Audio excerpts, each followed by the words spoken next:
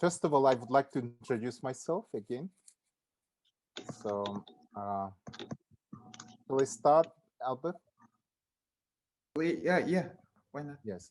So, may I introduce myself? I'm Dr. Vasily Pavlov. I'm the principal of the Sakha Junior Science Academy, and we have a YouTube channel which is dedicated to the activities of the Sakha Junior Science Academy, which is a specialized government agency under the auspices of the Ministry of Education and Science of the Republic of Sakha-Yakutia, which is in the eastern part of Siberia, very far away to the east from Moscow. And our academy is about been in existence for last 20 years, working mainly with the gifted children, working on the field of training them for the subject Olympiads like physics, maths, chemistry, and so on. So we do something more than 47 different Olympiads in a year. And then we have 10,000 kids that go through all our different activities that we do throughout the year. And mostly the kids who are interested in joining our events, they're usually interested in their own personal advancement in terms of the getting into a good university, having a good career, and so on. So today we have a very interesting gentleman to talk to. It's Mr. Luc Li. He's actually from San Jose. Is it San Jose, as I understand? San Diego, California. Oh, sorry, very San close. Diego. Okay, San Diego, California. San Diego, California, next to Mexico, isn't it? Very close to Mexico, right below Los Angeles. We're about 2 hours away from Los Angeles. Okay, it is fantastic. San Diego is, I believe, it's quite a hot place. I suppose it's much warmer than Yakutsk. Yes. Yes. It's I think it was 30 degrees Celsius yesterday. So it's pretty hot out. I don't think I ever seen snow in Southern California. So okay. Is there any higher plains that when you may have a snow in California? There is, but that's no more towards Northern California. Where I'm at, it's very rare to see snow. But if you want to go snowboarding or skiing, you drive up, a couple hours, and California is not as big as Russia, but it's still a big place, and it has enough climate changes. One of my favorite thing about San Diego is within 24 hours, you could go snowboarding, you could go surfing, and then you could go ATVing, those motorcycles at a desert, because San Diego is very close to the desert. Oh, fantastic. So you have all these natural beauties and the most interesting sights to see, to enjoy the life and so on. So what is the temperature like throughout the year in your part of the world? So in San Diego, we have about 200 to 250 days of sun. It's very sunny. It's considered America's finest city. It's a nickname, and it earned its parts. It's right next to the beach, so we have cool air coming in. During the summer, it's not too hot, and it's not humid. When you go to some very hot places, for example, Thailand or Florida or a lot of the tropics where it's hot, it's very humid. There's a lot of moisture in the air, so it's very uncomfortable. Even if it gets hot in San Diego, it's very dry, so it's very pleasant. Oh, how extremely nice place to must be to live in. So Yes, I'm very lucky. Yes, and I would like to ask you one more questions about your part of the of your place. How populated is San Diego? So San Diego, I believe it's top 10 cities in the United States. It has 3 million people, but compared to other metropolis, compared to New York City, Los Angeles, or outside the United States, like London, Kuala Lumpur in Malaysia, Singapore, Hong Kong, compared to that, it's actually very small, because even if you do have 3 million people, there's a lot of land in California. So I don't know if it's I wouldn't even call it a city at this point after being, lucky enough to travel to certain couple of cities like Seoul and whatnot in Okay. Korea. Mhm. Yes. Okay. So talking about the Seoul, this is the city is not very far away from Yakutsk. You can only fly out from Yakutsk down south. It is almost the same time zone, and it will take you only 3 hours to get there. So That is basically, very it's close. yes. So it is basically it's very close. So in fact, you actually make a quite a large detour because of the North Korea, which is not allowing some planes to go over their own airspace. So we usually fly out and making some L-shaped detour. So even considering that, we only fly about 3 hours to get to Seoul, which is enormous megapolis with many interesting sites and entertainment places, etc. And Mr. Lee is actually hailed from this part of the world, which is which is this Seoul, not Seoul, from the city of Busan, which is in the very south of Korea. So could you tell me about this sort of experience? You see, because you've been living in Korea for some years, like up to the age of 8, and then moving to suddenly to California. How this shift was dramatic to you as a child, and did it I actually give wouldn't you some call it experience? I wouldn't call it traumatic, but it's definitely not an experience that a lot of people go through compared to the rest of the world. I've been lucky enough. So my parents thought it would be better, we will have a better opportunity at life in the United States as compared to Korea. So in 1996, when I was 8 years old, we immigrated and I didn't speak a lick of English. I only spoke Korean, but I wouldn't consider the experience traumatic. It made me a tougher person than I am. I mean, the first 3 to 4 years was very difficult. So I'm more mathematically and scientifically inclined. A lot of children at the age of 8 or 9 or 10, they learn the language within a year or two. It took me a little longer than that. Um, but I did excel in science and math, fortunately enough. And you live there long enough, you finally get to learn the language. And I grew up with a lot of, some immigrants like to flock to people where there's a lot of, same culture and same language. We didn't do that much. So I was able to acclimate to the environment fairly quick. I remember as an elementary student, even though I didn't speak English, everyone plays football. We call it soccer here, and I will play with all the American children, just playing football together and just hanging out, even though, they accepted me, even though I didn't speak the language. Now I'm grown up, my English is definitely much better, but it does give me new perspective and fresh perspective compared to other people, just because, I do speak 2 languages now. And being able to, experience different cultures, even at home and at school, really shaped me into a person that I am today. And I'm a lot more empathetic and I'm grateful for it.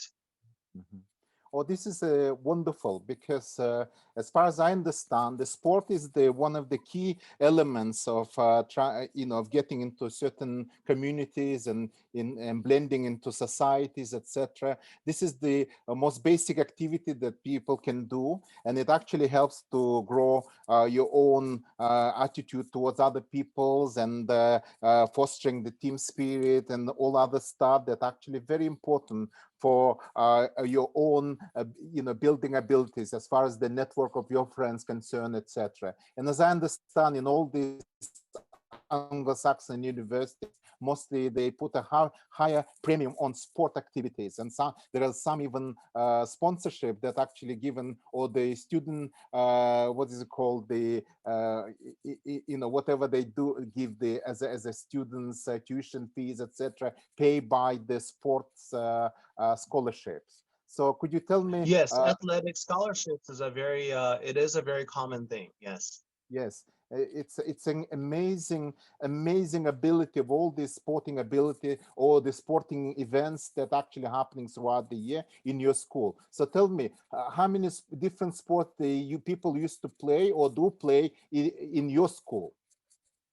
So in high school, part of the thing with college application is they don't look for just good grades. They're looking for all around, they're looking for high test scores and good, good academic scores, but they're also looking if this person's more well-rounded, if this person does community service.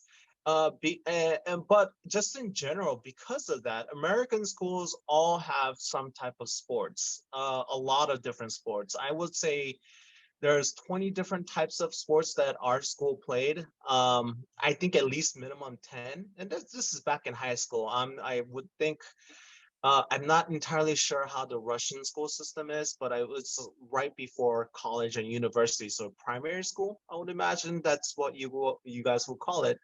I personally played volleyball and soccer. But there was, there's American football, soccer, both men and women for that. There was a badminton team, there's a basketball team, there's a baseball team, there's a softball team, there's track and fields. I mean, we have so many different, sports for different seasons. And, it does foster a lot of teamwork and social engagement, and it helps you become a better team player in the society. That being said, I remember we also used to generate school spirit, or hey, let's go. It's similar to the World Cup, right? When Russia plays in the World Cup, all Russia goes back, band together and root for the Russian football team. We have something similar for our American football. American football is the most popular in the United States, and we would have these parades and parades. We call it pep rally. We call it homecoming game, where people vote for their favorite player and their favorite basically homecoming queen. I'm not entirely sure if there is an equivalency in Russia, or what I could really make an analogy to, but it is very fun, and I have a lot of fun memories. It's been a year since I attended high school. Okay, so I can tell you one thing, this is in Russia, the sporting activities are very specialized because there are special schools, and we do select extremely highly gifted people with the high sporting abilities. So basically the entire, or the the common schoolery doesn't have an opportunity to get into much sports at all. So this is the one of the, I think, a little bit of things, that areas that we are lacking at. But anyway, but how is actually your science activities are involved, developed in your school, or schools basically in the United States? So there's different types of levels. There is the normal students at a level, let's say math, right? There's like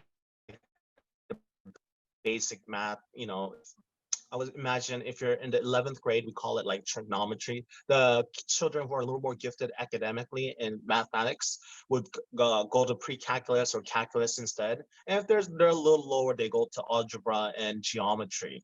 So there's different levels, even though you're the same age and the same grade. And that happens for multiple different subjects. All subjects have either, our honor class, a regular class, or, supplementary class. And there was no real specific emphasis in science and math.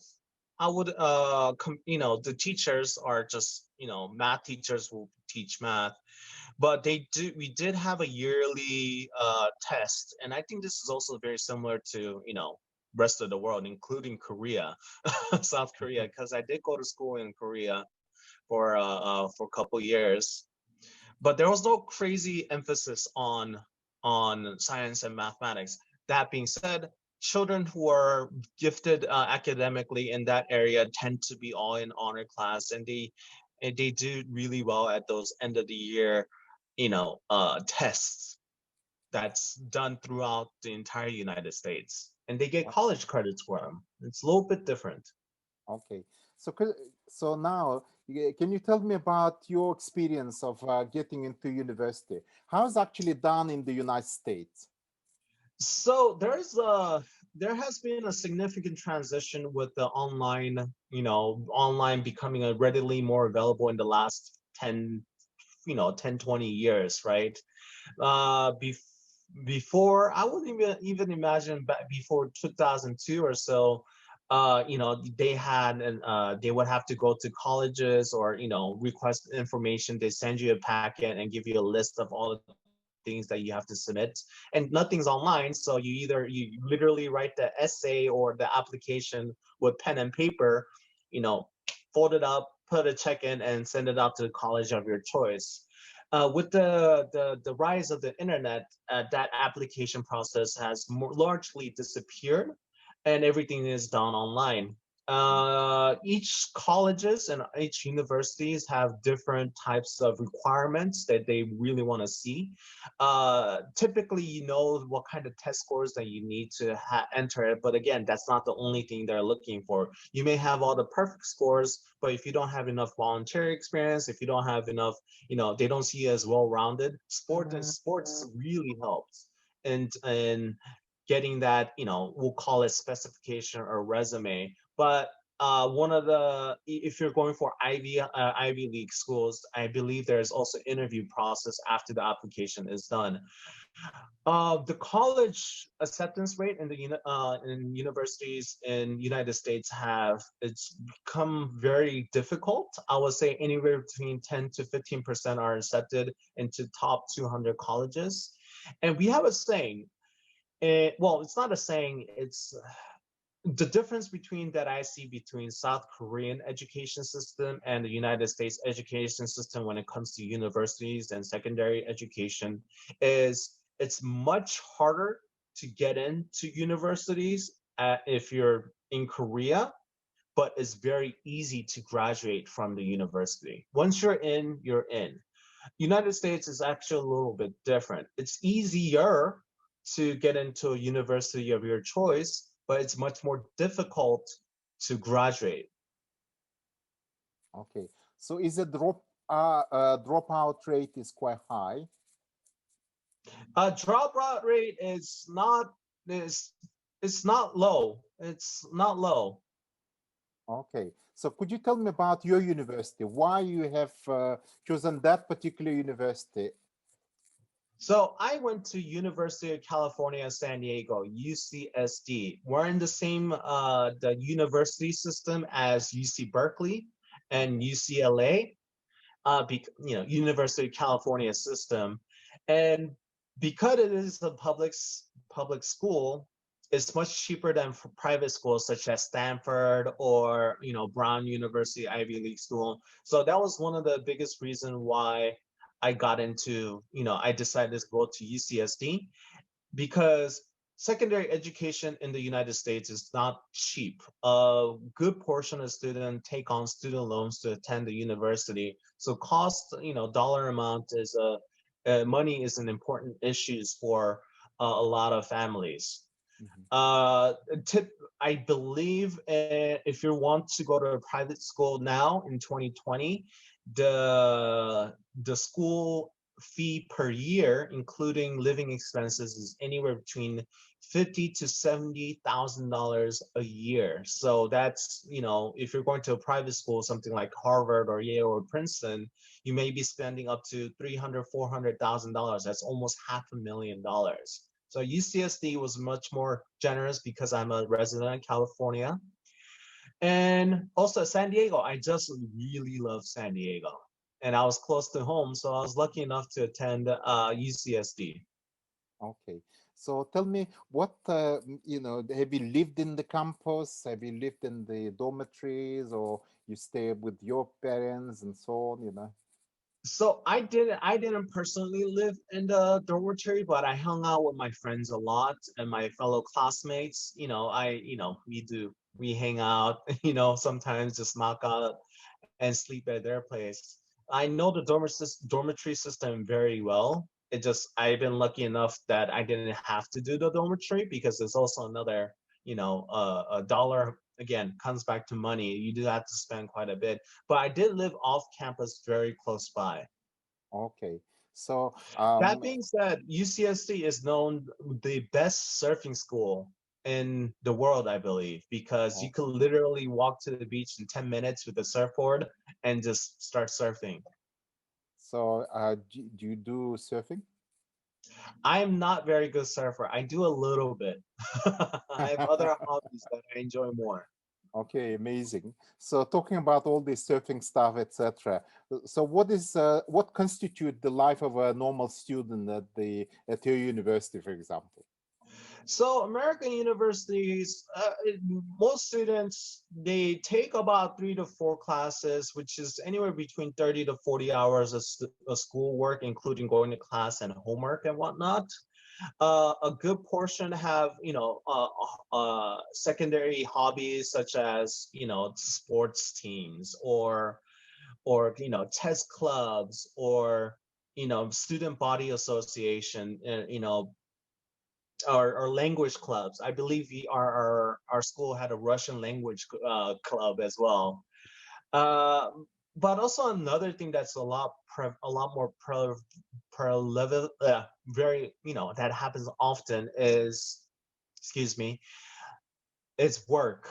A lot of students, a good portion of students sometime during their school life, they do work, whether it's at a McDonald's or at a cafeteria or a coffee shop. You'll see a lot of college students, during breaks working at, gas stations or just low skill jobs to help them pay for college. Okay.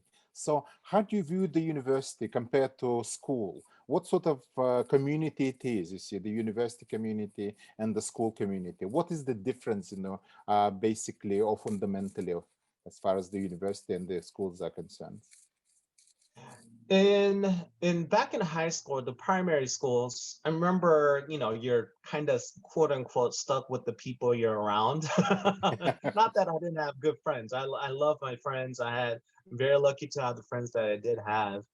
But, there's no real, the turnover rate in terms of, having new people come over was not very, it didn't happen very often. It's all in a very fairly small campus, even though our school had, I believe, 1,600 students from grade 9 to grade 12.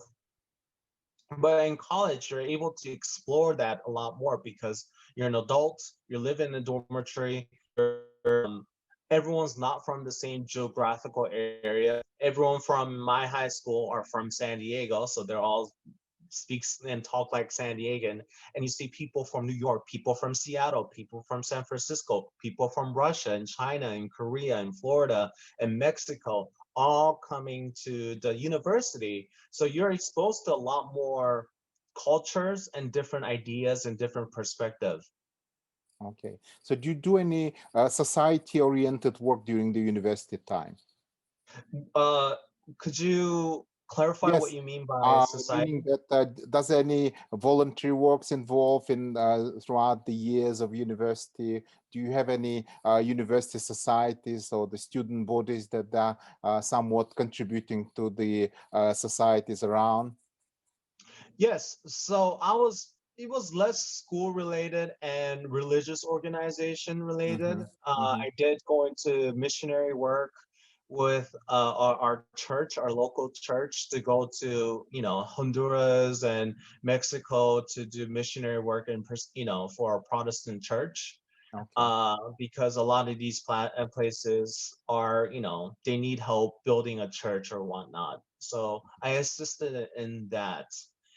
In a more personal note, and it's less societal work, but it's more of my hobby, and I was very active in, dancing communities. Okay. So do you dance some Latina dances or what?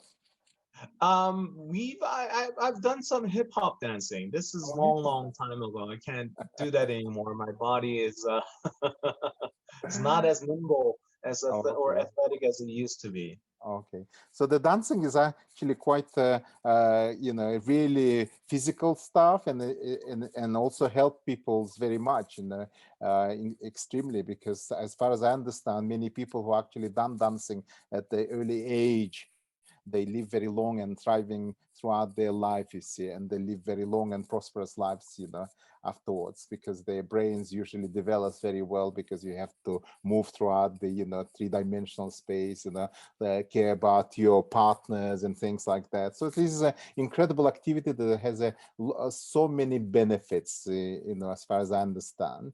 But talking about all other benefits that university gives you, could you tell me more specifically, you see, is there any the community that help you eventually to get into your professions or community that you have developed the network of during your university years?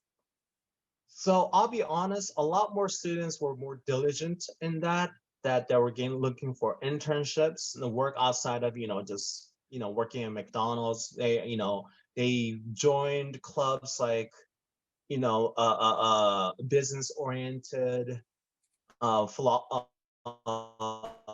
fraternities or sororities to help them, you know, help them network. I didn't do those things because I figured, you know, I'll be okay without it. And I feel I feel like I did. And I just like people in general. I very enjoyed the human spirit and dealing with people and in general. So I didn't have too much concern about networking. But it is, if I could go back, I would change that mindset a little bit, because I am seeing that it would have been a lot easier for me to build build a professional network if I was more involved in those type of clubs, and I wasn't. I now I have a very robust professional network because I'm more active in, you know, industry bodies, as well as you know, so American Marketing Association is a industry, you know, profession related industry that I've been part of.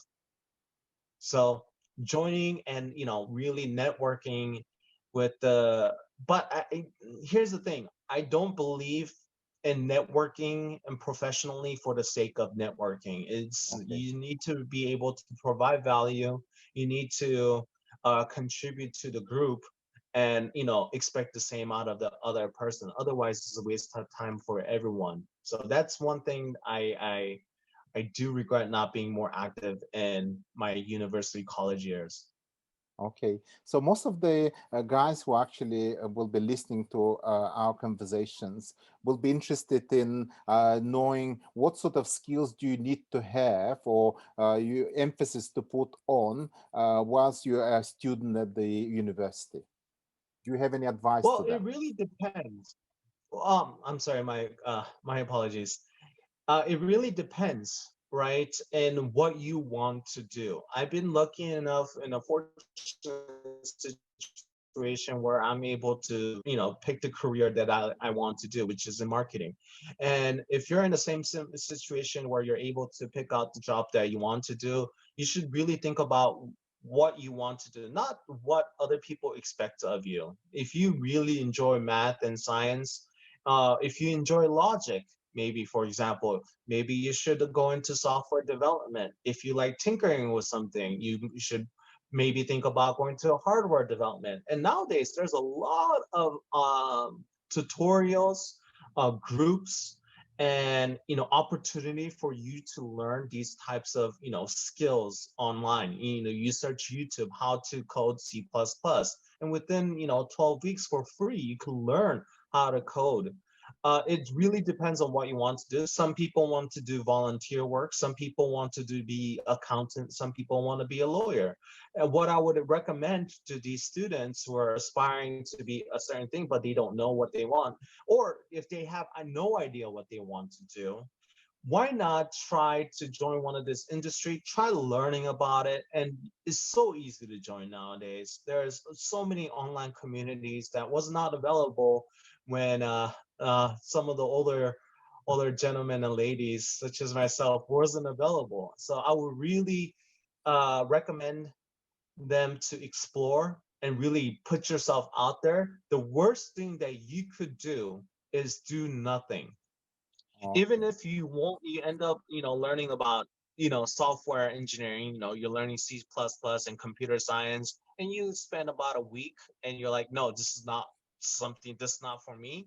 It's so much easier to do it now as compared to 30 years ago. So, Okay.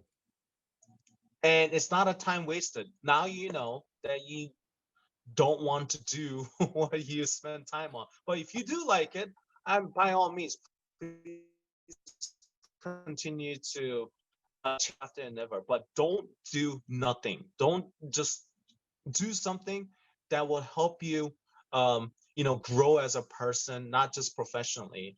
One of the things I really want to emphasize is read a lot of books. Bill Gates famously reads a book a week. A lot, Warren Buffett reads a book a week. If you live a lifetime worth without reading books, then you only lived one lifetime's worth. But if you read, hundreds of books, you're able to vicariously live 100 lives and understand, be able to empathize people with people more. Because I think one of the things that a lot of especially STEM majors don't appreciate is how important interpersonal relationships are, and being able to empathize and understand where people are coming from and to be able to respond very in a tactful way, in a professional way, is also a very important skill. It's a bit of a soft skill compared to, being able to use Excel for work. By the way, if you want to do good work and at least have certain types of base, learn Excel, Microsoft Excel. That is a very important skill that you will find very useful for throughout your career. Okay. So we are the channel that is very much catering the needs and interests the younger guys, the students, high school students, and usually also we have much younger people who are always listening to us. And I'm just wondering, because you talk about reading books, etc. When was the you started reading? At what age? And what were your favorite books at throughout your development? So it's a little bit different for me because my first 8 years, 10 years of my life, I was growing up reading Korean books, and it's translated and it became more English oriented. But unfortunately, I wasn't able to, uh, read as well or quickly or understand it as well. But I did read quite a book. But I loved Harry Potter. I remember that's one of my favorite books when growing up. I love reading Harry Potter in English. I have not watched any of the movies, and I refuse to do so because in my head, the characters had an American accent, and the movies had British accent, which is so obvious, right? But I that just completely went by me when I was reading it. I was thinking Harry Potter as opposed to British, and I'm butchering the pronunciation, but they will say Harry Potter, which is a little bit different. I just couldn't do it. But I love Harry Potter because the story, the hero's journey, and story of overcoming against odds. It's very inspiring, and I think that's part of the reason why it's $1 billion franchise and to this day. Yes, in that exactly, because the people who are actually reading or read the Harry Potter, etc., they more have higher empathy and so on. This is the more of the scientific research which has been done for the younger people who read that books, and also they have a good attitude towards the immigrant communities and so on, the people with the different interests and different abilities and so on. But talking about that, you see.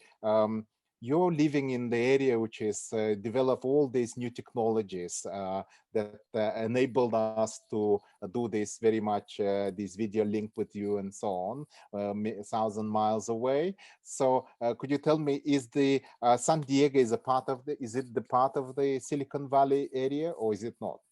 Not really. It's becoming more similar to Silicon Valley. It's more dedicated towards biomedical field, you know, Okay. pharmaceutical, biology, and chemistry. It's a lot more developed there as opposed to technology. But I do remember hearing something about Amazon coming to open up a headquarters, not headquarters, an office in next to UCSD where I went to university, because we do have a lot of very smart students at UCSD. Okay. So tell me, why do you think such incredible development in the biomedical area in San Diego? Why is that? You see, what was the reasons for that? So now this is a lot of speculation, so you could take it with a grain of salt, because I did not study biology or anything like that. But my understanding is UCSD is one of the University of California, San Diego is one of the leading schools when it comes to biotechnology, bioengineering, and pre-medical area. Essentially, there's a lot of students who come as pre-med and go, they go to John Hopkins, they go to Harvard Medical School to become doctors. I think I think that's part of the reason why biomedical industry is so powerful or more prevalent in San Diego. But I don't know the full answer to that question, unfortunately. Okay. So could you tell me about your current activities? You see, what do you do for living? Your type of activities that you do as far as the business is concerned. So I'm the head of marketing in Americas at Geek Plus Robotics. We provide warehousing robotic solutions for supply chain and operations. Essentially, our products, our robots, what they do is, when you look at traditional warehouses, with especially with e-commerce, like Amazon. I'm not sure what's on in Russia, but you could buy stuff online and it's shipped to your door. A lot of these warehouses, you literally have to walk tens of kilometers a day, for each person working there, and they have to pick the item off the shelf, put it in a cart and walk around, and that's their entire day. It's very inefficient. It's very hard on the workers. It's not always accurate because everyone's doing with their eyes and just picking. What our solutions provide is it actually brings the product to the person. The robots pick up the rack and brings it to the person depending on what order was made. And all the thing that people do is just pick it up and ship it and pack it up. That's At the end of the day, it saves the company a lot of money because workers are a lot more efficient. They don't have to walk, 10, hours on end at a warehouse, and it's fairly easy to implement. So we were providing robotic solutions for other companies. Nike Japan recently, in 2020, implemented Geek Plus robots for their warehouses or for their distribution center in Tokyo, to the point that now they could do same day delivery. Back in the day, 10 years ago, same day delivery was a very expensive thing. No, they provide free shipping, free same day delivery in Tokyo for Nike Japan. There are other customers like that. And my role is I'm in charge of doing the press releases, marketing, business development in the United States and the greater Americas, both North America and South America. Essentially, my role is to have marketing is, I love marketing. I could talk marketing all day. It's just it's putting the products in front of people so that in a way that they will take a look and influence them to make a decision. Now, it's not for everybody. For example, I don't think having a robot at a school would definitely, it's not going to be the most helpful. But if you're a supply chain operator or a warehouse or a business owner, they might find it interesting. And my job is to effectively communicate our message of our company to these potential buyers. Okay. So everything that you do is very much involved with the logistics and also the way that we start living now, especially in the times of the great pandemic and so on. And so I believe that your operation will be expanding ever so because of the demands that actually growing, ever growing because of all these changing the attitudes of the people and the ways and the forms that people do purchasing stuff and so on. So you've been working for the Great Americas, etc. Could you tell me, so where these most developments happening is apart from the United States in the Great Americas? I'm sorry, could you repeat the question? Yes, you've been working, you are now, concentrating your work in the Great Americas too. Is there any bright spot as far as your part of your type of business is concerned? The prize pool? I'm sorry. No, I'm the sorry. bright spots, sorry, the bright spots, meaning that high activity that you notice? So there's definitely uptick, especially in the United States, for need for automation in general. They want to expose less workers to, environment where they're interacting with each other with the coronavirus and all. And we recently came up with the disinfection robots, where a robot goes around with ultraviolet sea lights that just kills coronavirus and other pathogens and bacteria, on a robot. It's just moving around and killing coronavirus, right? And we had a lot of strong responses for that. So there's definitely a great need for automation, especially for countries that have high labor costs as well. So United States is definitely one of them. Japan is another. We don't have as much traction, and relative in lower labor costing companies, because it just doesn't make sense for them economically. Now, I believe what's going to happen is that's going to change as time goes on, but I think the Industrial Revolution 4.0, as a lot of professionals and economists call it, the next automation revolution with robots have been definitely accelerated because of the global pandemic. It was going to happen eventually, even without the coronavirus pandemic, but with it, it has definitely accelerated it, and the e-commerce adoption has skyrocketed in the United States, and I would imagine it's very similar for other countries as well. Okay, so telling about all this usage of the robots, etc. Now we have all these companies that having a very few actual people working there. And so what will be the vision of the world or your community, etc., that we have a much more low rate of the manual labor around, and what the people who actually used to work in that field should do about it? You see, how they will be there, or sort of exit strategy from that situation? Well, I don't see our solution as replacing those jobs, right? It keeps it keeps the employees happier because they're they don't have to walk around as much. It's just they're becoming more efficient. And another thing, because you still need humans in the warehouse. It's also less risky because they don't have to walk around as much. There's no injury as much, so it's a lot safer. And for those who are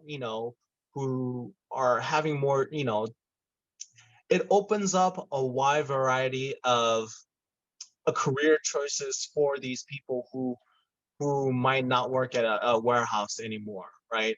And I think if you're concerned about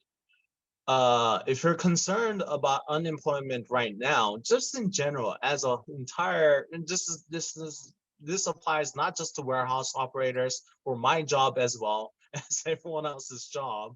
If you're concerned that you might be replaced by something or somebody, then and you're actually genuinely concerned about that, learn a new skill.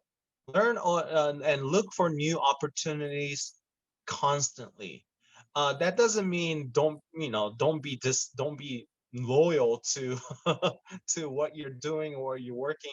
You know, you're being compensated for you're getting paid to do a job, and you should do it well. You should always try your best and do the best to best of your abilities. But you should always be looking to looking for vocational training. I said this earlier. The worst thing you could do is do nothing. Literally do nothing. You could read a book and learn so much more. But if you literally choose to do nothing, that's the absolute worst thing that you could do. Yes. Considering the about reading books, etc., you see, I want to return back to that issue. Do you like reading the hard copy books, or is it the digital ones? I like hard copies better, but I do have a Kindle ebook reader. It's so much more convenient just because, if I want to buy a book, I don't have to wait for it shipped out, or I don't have to go to a bookstore. I just literally buy it and I could download it. That being said, I much prefer the hardcover books because it feels nicer and it smells nicer and it feels more authentic. Okay. So, we talk about all this stuff, etc., and especially the industry 4.0, the all this new brave world stuff, etc. But as far as the hobby wise and so on, you see, what sort of hobby do you have? So one of my favorite things to do is go scuba diving. I fell Okay. in love with scuba diving. It's just incredible. The water on your skin as you're diving and just hanging out with these animals, these majestic animals, manta rays, turtles. I just find it absolutely fascinating. I love the underwater. Um, and that actually stems from the fact that I love traveling. Now, we don't do much as traveling anymore due to the global pandemic, but traveling, really opened my eyes. I love the culture of it. I love just learning about different culture. And one thing about traveling is it really opens your eyes, right? And I've been lucky enough to travel to 11, 12 different countries. It's not as much as some people where they visited 50, 60 countries. And I originally wanted to go to Europe this year because I haven't been to Europe, but that plan got derailed. But I'm hoping I'll be in the road very soon. Excellent. Yeah. Do you read any newspapers nowadays, or is it the things that actually of the past? So newspapers are not prevalent in the United States anymore. Everyone kinds of they read their news on the phone or the websites. I do go on, CNN and Fox News and just the cable news websites, as well as, Reuters, AP, and BBC. I just follow up all together in an aggregate reader. Okay. Does your reading, and your wider travel, etc., help your professional stuff? Well, the traveling, it's tangential. It's tangential, right? In terms of helping me grow my career. But what it definitely does is it makes you a lot more empathetic, and you try to understand. And also, this is my profession, right? It's marketing. I need to think about how a person would think, how would they respond to these messages. But being empathetic to whoever you're working with, whether it's your colleague, your boss, your person below you, to someone you're mentoring, the first thing is you have to try to understand. You don't have to understand. You can't. That's impossible. You can't understand another human being, but you could try to understand why they're doing the things that they're doing, and always look for a win-win situation, and always try to make the best decision you can based on that situation. So when it comes to traveling, that helped me a lot. Having a more fresh perspective on people, different culture and different backgrounds definitely helped. In terms of you know hard skills, I don't think traveling really helped. But it's also it's a hobby of mine that just happens to help tangentially. Okay, excellent. So, talking about the marketing, etc., you see, does actually require special training to be a good marketing person? So I would say so my background, I actually studied aerospace engineering back in college. I have a degree, I have a Bachelor of Science in aerospace engineering. I do have a very strong STEM science background. It allowed me to have the understanding of technical details and understanding, even though I'm not the one creating these robots, I'm able to understand how the system works, how it relates to the system as a whole when it's talking to a software management system. And I'm sure a lot of people will also feel this way about if you want to be effective at anything, you need to have the ability to, having a strong technical background, problem solving skills, and STEM background will definitely help. One of my favorite things about marketing, especially in this day and age, is there's a lot more data that we could work with, whether it's Facebook, YouTube, Google. There's so much data, and being able to interpret the data so that you could take actionable, real practical actions to, further your marketing dollar. That's a very important thing. Being able to analyze, that comes to, the Excel. Learn Excel, learn how to do your VLOOKUPs and formulas, because it will go a long way. And being able to interpret these data into real actionable actions, it's absolutely, that will make you, it will level up your professional viability.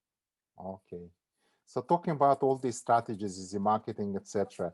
As you said, there's so many new big data involved and so on. How much is the prevalence of artificial intelligence in your field of business? You see. So there's two ways to look at it. Our company, Geek Plus Robotics, is very ingrained in the artificial intelligence. Basically, how can we make our robots more efficient? And it's always self-learning as it's going, and that's where the artificial intelligence and deep learning of the software management system comes in. In terms of marketing, the AI is absolutely, the algorithms and AI is absolutely fascinating. Marketing essentially is providing the right offer to the right audience at the right price at the right time.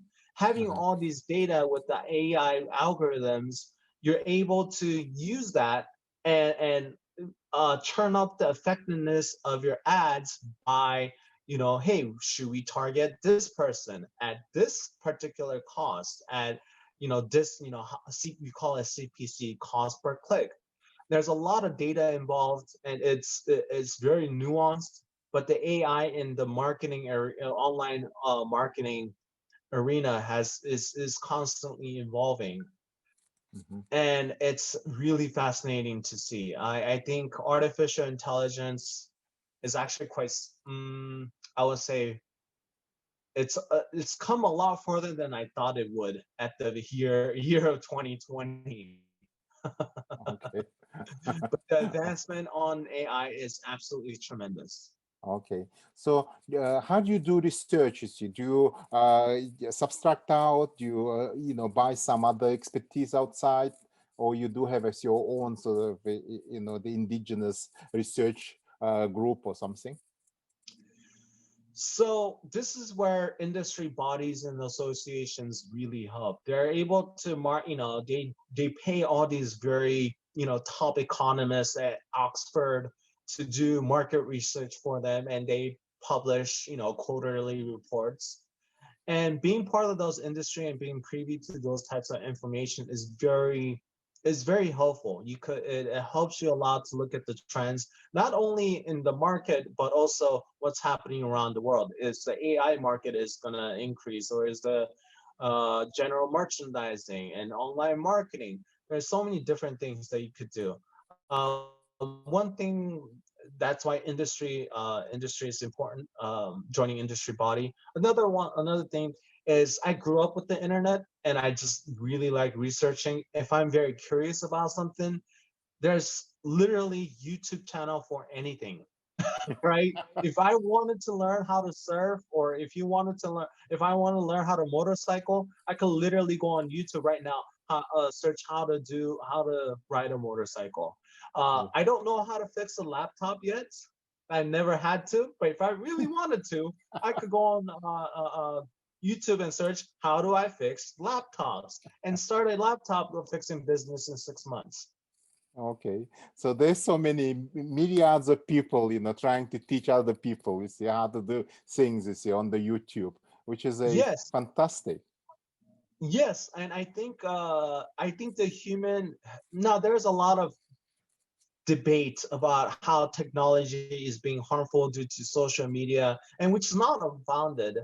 But personally, how I see it is technology has allowed us to pass information to each other a lot more effectively than ever before. We used to have encyclopedias, but now you could go on Wikipedia and find out literally anything that happened a month, that day. And it's making everyone much more informed and smarter and more skilled at whatever they're doing. Yes, And exactly. I think that is incredible. That is I think, testament to the human spirit and what humans are capable of. Back in the day, for thousands of years, there was mostly agriculture related civilizations, and partially it came from the know-hows and just telling each other and writing books. Now I'm thousands miles away from you. We're able to have this discussion and share ideas. Isn't that amazing? I find that absolutely incredible, amazing. Yes, it is amazing. So what time in your place you see in San Diego at that moment? Right now it is 8:20 p.m. in the evening, so it's a little past the dinner time. And the day is? Today is Tuesday, October 20th. Okay, so now we in Wednesday. It's October the 21st in Yakutia, in Yakutsk, and is the exactly after past midday. which is fantastic. You guys are in the future. Yes, we're talking to you from the future, yeah. But I hope it's a different future. Amazing, amazing. And we have a beautiful snow cover, and it's the -7. It's a negative. Oh wow! Degrees, Yeah, it never goes down below like 5 degrees Celsius here. So, oh, that sounds really cold. Okay, sounds really cool. But anyways, it's impressive, yeah. So I would like to hand over to Albert, because Albert had some questions that prepared for you. And there's some people were asking questions, you see. Some of them you already answered. But Albert, please, can you take over the helm? Thank you very much. Thank you very much. Luke, thank you very much for making this yourself. And oh, thank you for inviting me. No, yes, and people asking us questions, and I would like to ask them right now. And how the evaluation of your work is done? How the staff is evaluating your work? This is an interesting question, I think. So I think this is true for most companies that do performance appraisals, and we call it. It's not exclusive to our company, and it's called the SMART, S-M-A-R-T. I'm trying to remember all of it. You have a SMART goal, and one is specific. It has to be very specified goal. It has to be SMART, S-M. Yeah. I'm sorry, I can't remember all the acronyms, but it has to be a specific goals that could be measured, which is the M, and it has a timeline. I think that's the T in SMART, and practical, or realistic. So if you set a goal that is specific, measurable, applicable, and realistic, that has a time constraint. And at the end of every period, they say, hey, were you able to, these are the goals that we set for you. Were you able to achieve it? And if they couldn't reach it, they ask, all right, what could we have done better, or why did this happen? And I think that's a very good way of tracking things. It's it's just like grades, right? But instead of just A, B, C, and F, it's more nuanced. So, and these type of goals are not just set by, it's not solely set by myself. It's not set by the, my supervisor or advisor, like a CEO, but we have a conversation. What is realistic, what is specific, and what could be measured? So one of the things that a marketing specialist working on Google Ads, one of their goals, for example, is, hey, within 3 months, I want the cost of our marketing budget to go down by 10% while increasing the efficiency by 10% within 3 months. It's very specific. It gives a timeline, it's measurable, and it's realistic. I remember we were talking about your the work you were doing, and I think remotely in Busan. You were working at the startup company, right? So how did it ended? I was working at a software company, yes. So what was the experience you learned from working in a startup area? Well, right now I'm also working for a quote unquote startup. We have had $400 million in funding. So, but it's still considered a startup because it is a unicorn. Working at a startup is a little bit different from working at an established business. I've worked at Sony before a couple years ago, and everything's pretty much set, right? They give you the task, you're another cog in the machine, which is not always bad. Some people might prefer that. I personally didn't find it, intellectually stimulating. But but you're able to have, a lot of perks as well.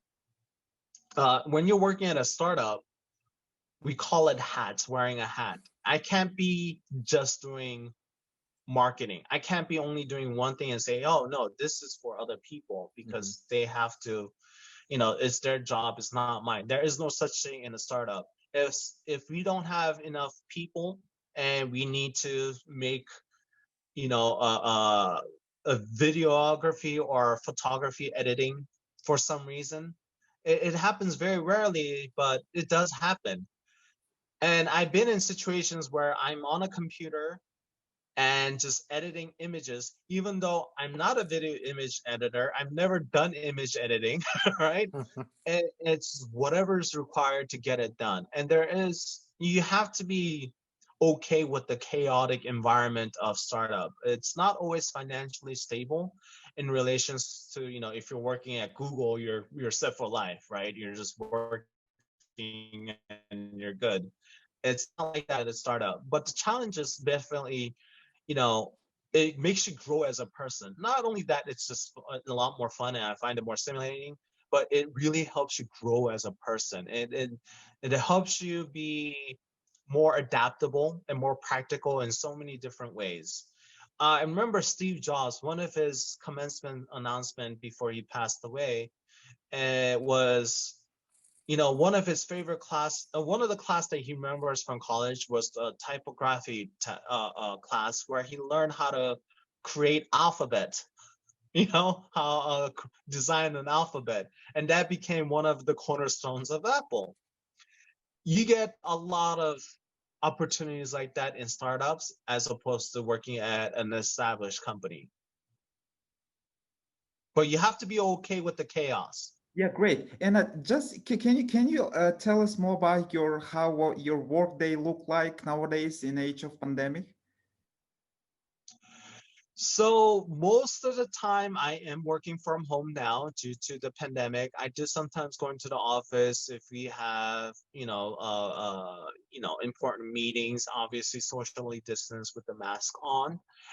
I wake up, have breakfast. My office is very, my home office is literally my house, right? And the place I live at.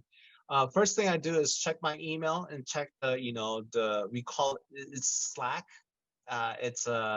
We don't use Slack, but it's something very similar in terms of, hey, what did other people, what are the things that needs to be done. And I usually have my calendars blocked out by 30-minute increments. And I look at a task. So I use this tool called Trello, Trello.com, Trello. And that is like a task management. That's a task management system. So I look at that and I say, oh, these are my priorities for today, and I work on them. And if I need to make calls, the first calls that I make are in the mornings, because people are more refreshed and more ready to work, as opposed to if you call them at 3 o'clock.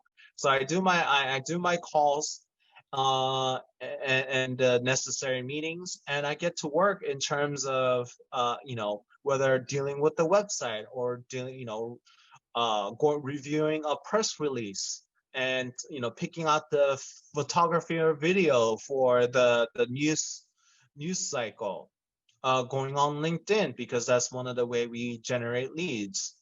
If I was, I remember when I was in a more junior role, when I was more, working with, Google ads and media buys and dealing with email sends, I will make sure the emails went out. I will make sure the responses that I got, and I adjust my marketing message based on that, and check the stats to make sure that these marketing campaigns are happening, because sometimes it breaks. Nothing is bug free. So those are the things that constitute my workday. Anna Mikhailova asks us the question. So what kind of technologies will shape our daily life in the future? Oh, I don't know if I'm the right person to ask that. But if you told me robots will be as advanced as it is now in 2020, I would have never believed you. I definitely think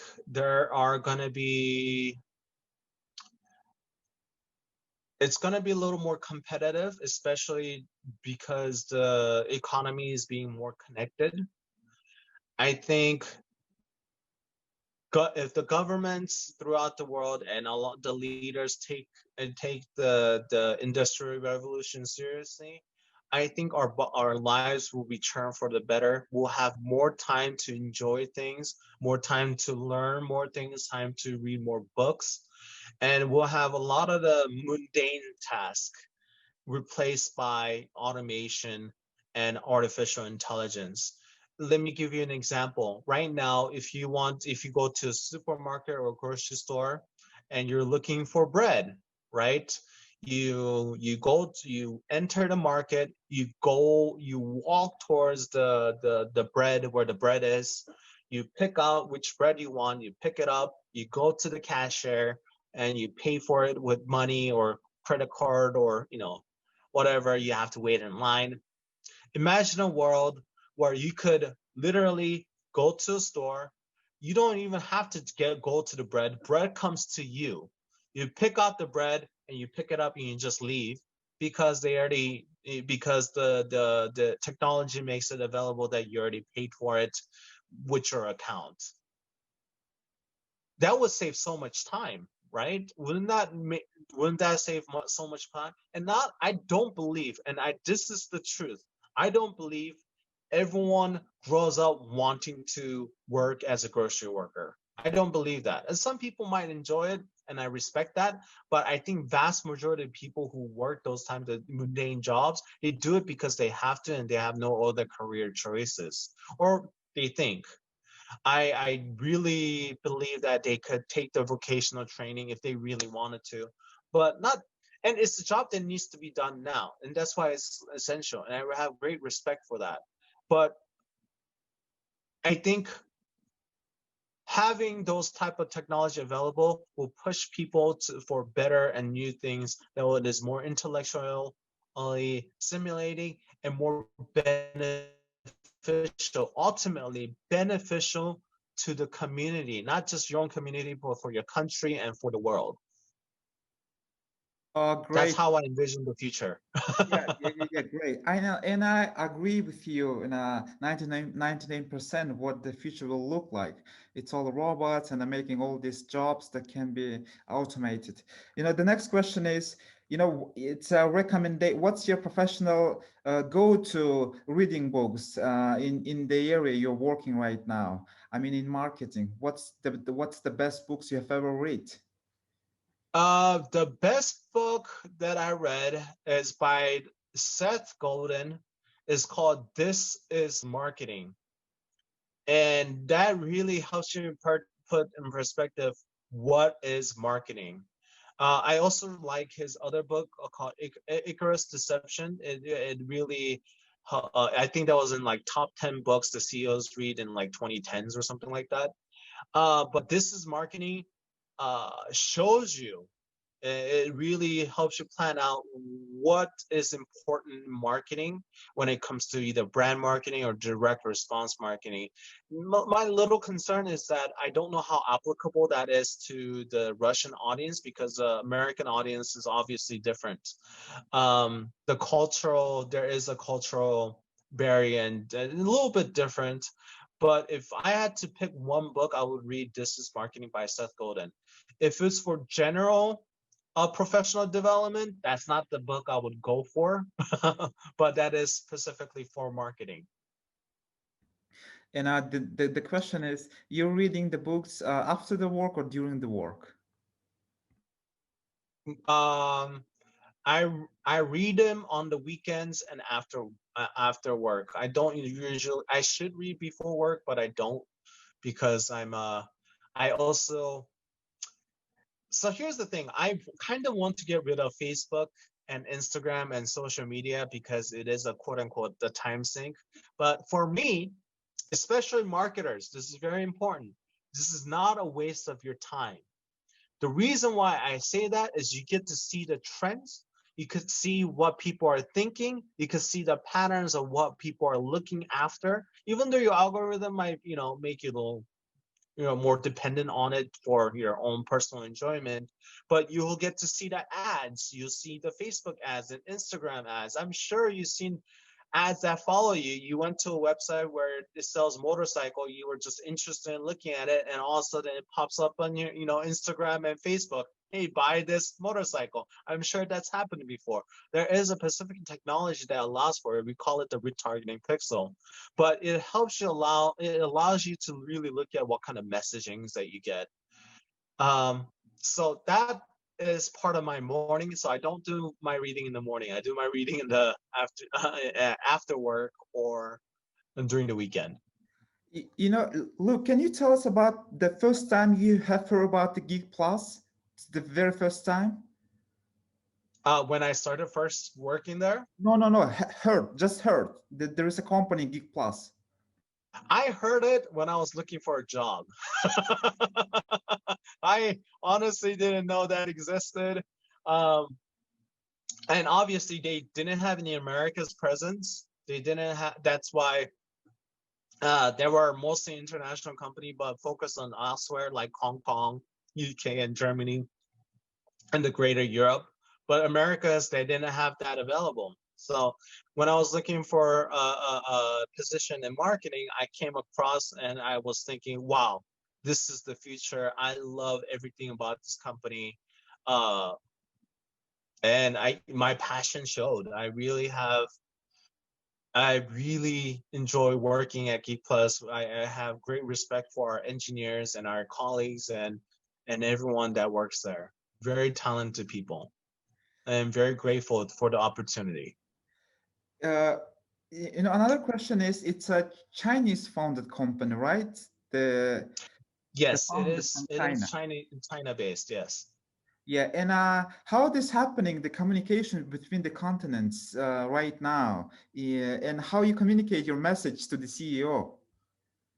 So there's two ways, right? We have the Slack, the word chatting platform. That is fairly effective.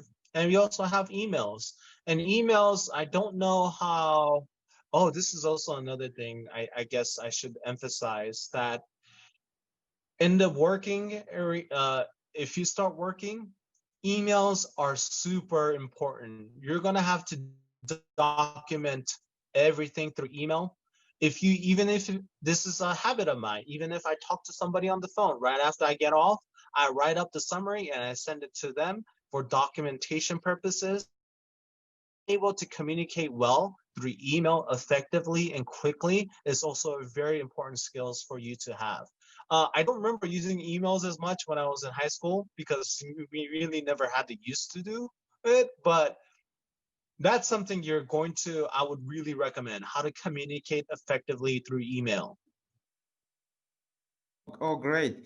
And questions are coming, and you told us already about the marketing research. How are you doing the marketing research? And but you specifically mentioned big data.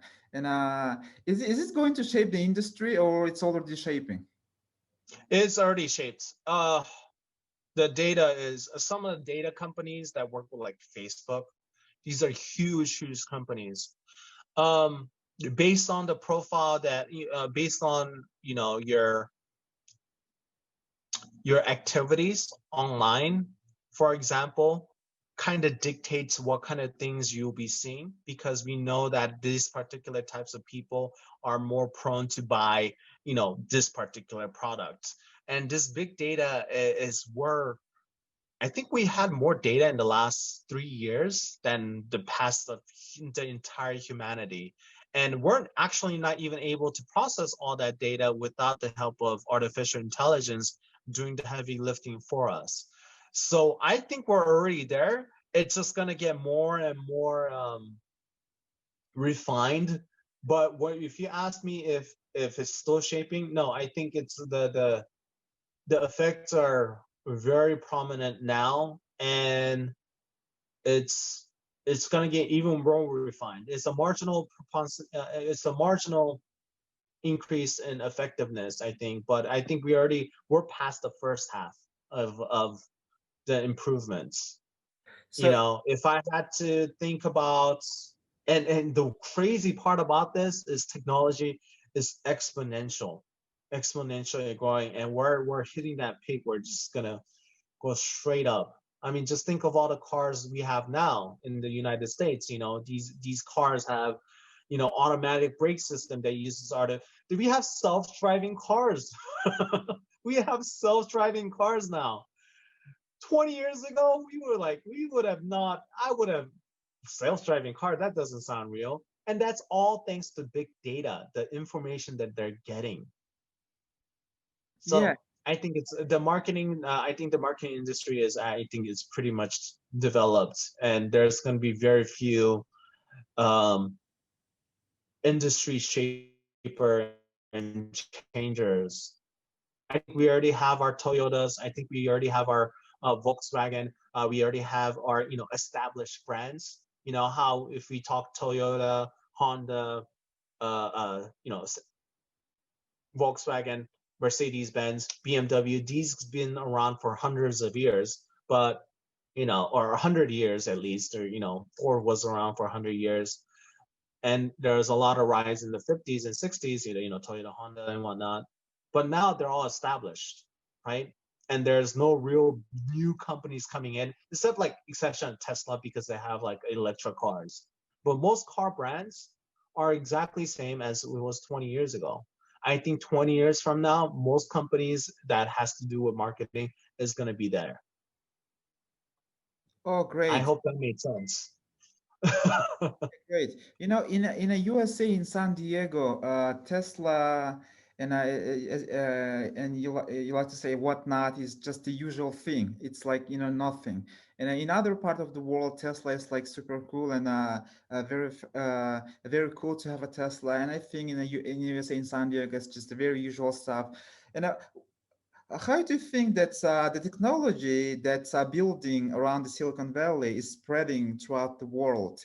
Is it the pace is now just much faster than ever before? I think the adoption is much faster than it used to be, for sure. I remember when Korea used to be hub for testing. I remember they used to have GPS and GPS function with Google Maps and whatnot before United States have it, and it was like, that's why part of the reason why Korea is like a technology hub nowadays. But because the internet, because internet is a lot more powerful now, we're a lot more connected than compared to 10 years ago, right? We have Zoom. Even Facebook 10 years ago was only almost exclusive to college students. Now everyone in the world has it. And because the algorithm is a lot more refined and more specialized, you're able to look at, you and I could literally look at the same video from Europe if it becomes viral, and you and I will have the same thing. Oh, that's really cool. I want that. Then the adoption of whatever items or technology or products and services that you like to see, if it's feasible for the company to do it, the expansion will be there. So it is as you say. I think it's a lot more quicker. If Tesla came out 20 years ago, I don't think Tesla will be in other countries or internationally viable until much later. In South Korea, there's a technology companies that, in my opinion, much more better at doing their things than most of the companies that presents globally. When I was using Kakao Map, there was this incredible map, just was showing everything, where to cross the road, when bus is coming, etc., etc. What do you think that South Korea is so advanced in technology but not present in other areas? So there's two things, right? And this is my personal opinion, and obviously everything I've said so far and will say is not endorsed by Geek Plus as a company, but this is all my personal opinion. I think there's two reasons for that. You're right, Kakao is very, very refined compared to some of the Western counterparts, but there is the market adoption rate. Not only the product has to be good, but it also has to cater to the people, and they have to adopt it. In the United States, everyone uses Apple Maps and everyone uses Google Maps. There's no two other alternatives. Maybe some people use Waze, but everyone, about 99% market penetration is Google Maps and Apple Maps. If we had the Kakao Maps available for the American market, unless there's a vastly different reason why they should adopt it, which there isn't, because it's literally a math function and it gives you directions and tells you how long it's going to take, there is no reason for the locals to adopt it. So when you think it that way, I don't think apps like that have a chance. It has to be vastly different and vastly, in an unestablished market. I think it's very unlikely to happen. Another thing is the language and cultural barrier. People working at Kakao Talk in South Korean tends to be Korean. Yeah, there's some English speakers and whatnot, but can you imagine the resources that you would need to make it localized for elsewhere? For Russia, for example. Can you imagine hiring Russian workers and a local market? It's a great amount of investment, and it goes back to the first issue. If they're not going to adopt it, what's the point of doing it? And and even now, you and I were speaking English, and being able to speak English is actually very, very important if you want to do any international type of work. And I used to think that English was not as important. When I was living in Korea, but I am realizing that being able to speak and read and write in English opens up a wide range of possibilities for people. So anyone that's watching this now, a couple of things that I hope you take away is, worst thing you could do is nothing, and learning English will be very beneficial. Thank you very much. Please, Dr. Vasily Pavlov.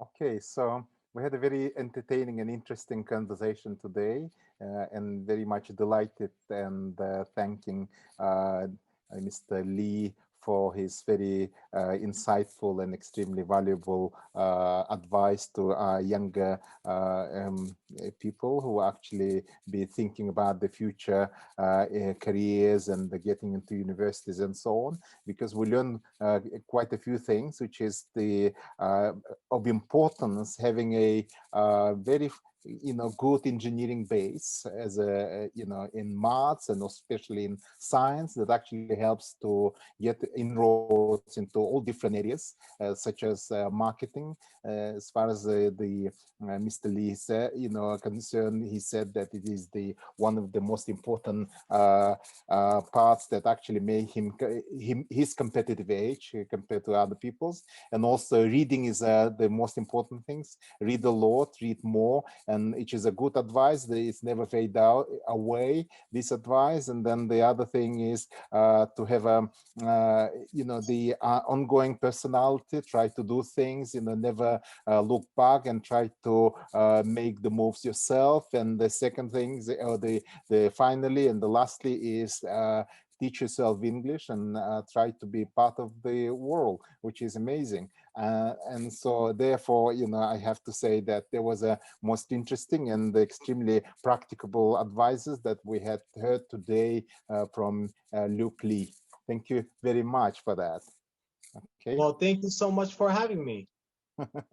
Look, we're not going to we continue, because after each interview we're asking the questionnaire to person we're interviewing. So today, as you realize, you are going to be the person who will ask the few questions. It's not a serious questions. It's just like just the fun stuff. And before doing that, so I have to say that was when we met in Busan, in just a short period of time, I learned much more than I maybe could read a book. And it's communication. It's very important as well. And when we were talking about marketing, when we were talking about your job, and I learned a ton of things, how the person is thinking about certain things that I never realized before. And just following your social media accounts and what you're doing, how you're spending your time. That was all, lesson-like things. And I personally very, very, very happy that this interview had happened. And you shared a ton of self-values for other people. And this is so great that we recorded this interview, and it will be available for everybody on the planet who interested in seeing things from different angles, from the person that's doing marketing in San Diego and helping spread robotics throughout the world. Well, that's it. And let's go to the interview process. Not the interview process, sorry, it's not the job application process, just interview. It's a fun questions. One, we're asking you a question. There's two options. You choosing what's more related to you, more favorable by you. Okay. So I just made the presentation to make it more, let's just show it. Okay. I have to share my desktop. And okay, Zoom. Oh my goodness. Okay, let's go and do this. Who is the question? And I'm just asking you a question. You're choosing what's right for you. And the first question is, who is smarter, dogs or cats? Cats. Okay. Cats are way smarter. Don't get me wrong. I love dogs, but dogs will eat anything, right? Cats, if they're not hungry, they won't eat it. Great. And tea or coffee? Tea. I don't like coffee as much. Food or as tea. sleep? Sleep. Morning or evening? Morning. I love the morning. I wake up very early. I wake up 5:30 and every morning. Theater or cinema? Theater. I think the human element of theater is a lot more intriguing and a lot more tangible. Ice or sand? Eyes. Running or swimming? Excuse me? Running or swimming? Swimming. Swimming. Steve Jobs or Bill Gates? Neither. Neither. I'm not gonna go there. Jack Dorsey or Mark Zuckerberg? Dorsey. Okay. The best place in the world? San Diego, California. I love this city. I love San Diego so much. The greatest marketers in the world as of today, in your personal opinion? Ooh. Oh. Wow, that is hard. I know the Apple marketing, the designer, he is amazing. But I don't know. I also kind of have to give it to Elon Musk. I would have to give it to Elon Musk. He's a great marketer of himself and his companies, and his company will not be as big without his marketing presence. What's your most favorite motto or quote? Excuse me? Your favorite quotation or motto? My favorite one is changed throughout the years. My most recent favorite one is treat other people the way you want to be treated. And last one from questionnaire, what's the meaning of life in one word? Experience. Thank you very much, Luke. Thank you very much. Thank you, Luke. Thank you so much. Okay, thank you. Okay, let's enjoy the weather, you see. In Yakutsk and in San Diego. Okay, thank you. Cool. Thank you so much. Thank you, Luke. Is that it? Yeah, that's it. Yeah. Yeah. All right, I'm gonna turn on the fan. Okay, thank you. It's really hot.